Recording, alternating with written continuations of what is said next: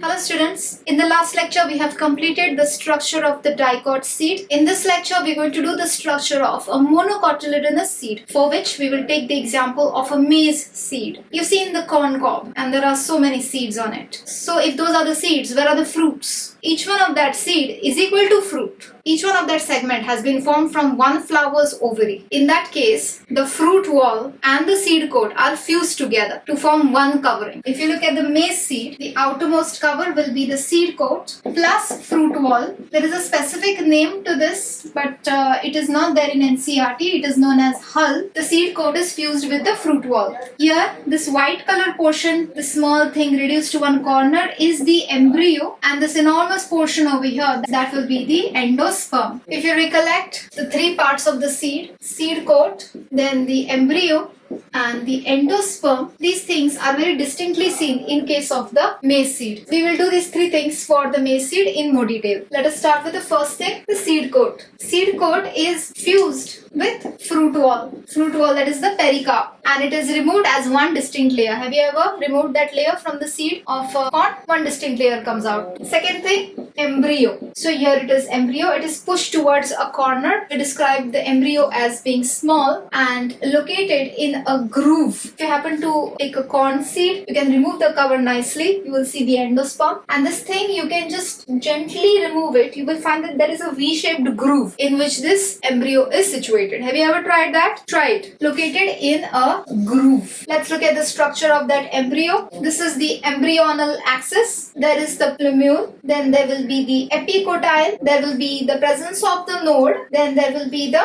radicle. Between the radicle and the node, there will be the hypocotyle. Now, over this plumule and radicle, there will be presence of more additional sheath-like structures in order to protect the plumule and the radicle. These sheaths are known as Coleoptile, which is the sheath of plumule, and the sheath of radicle is known as Coleorhiza, sheath of radicle. Not to forget, this is a monocot seed, so there will be just one cotyledon, a shield-shaped cotyledon. It looks as if this embryo is holding a shield. This shield-shaped cotyledon is known as scutellum. Very important terminology. Shield-shaped single cotyledon. And because of the presence of just a single cotyledon, this seed will be a monocotyledonous seed. There will be remnant of the second cotyledon, but the second cotyledon is going to be very, very reduced. This is known as epiblast. The remnants of the second cotyledon, epiblast. But this term is not there for you in this chapter. What's important is the scutellum, Coleorhiza, Coleoptile, Plumule Radicle. So that is about the embryo. Embryonal axis we did, and we did the cotyledon. We did the second aspect of the seed. Third aspect of the seed, the endosperm. This huge thing over here is the endosperm. Okay, this is the maize seed only, but from side view, from front it was looking like this. From side, it's going to look like this. This is the embryo. This will be its scutellum. So this is going to be the same embryo kept over here with the shield-shaped cotyledon, scutellum. This will be the seed coat plus fruit wall. This large portion inside will be the endosperm. But the thing is, the endosperm is of two different types in case of the maize seed. The endosperm, right inside this large bulky thing, this is the actual endosperm, which will be 3N, and it is known as mealy storage. It has starch in it. And this is the one that is formed from PEN. And then there is a second layer of endosperm as well. This thing that you see in between the seed coat and the mealy storage is another layer of endosperm. This endosperm layer is not formed by PEN. This is formed by integuments. And the second layer of endosperm is known as Aleurone layer. Aleurone layer. Very important, huh? This is there. Aleurone layer is proteinaceous endosperm, and it is 2N in nature. It is formed from integuments and not from PEN. This is important point. It is not from PEN, and that is the reason why it is 2N and it is not 3N. Any which ways, you see that it is the Aleurone layer which separates the embryo from the main endosperm, that is the mealy storage. So which layer separates the embryo from the endosperm? It is the Aleurone layer. This itself is the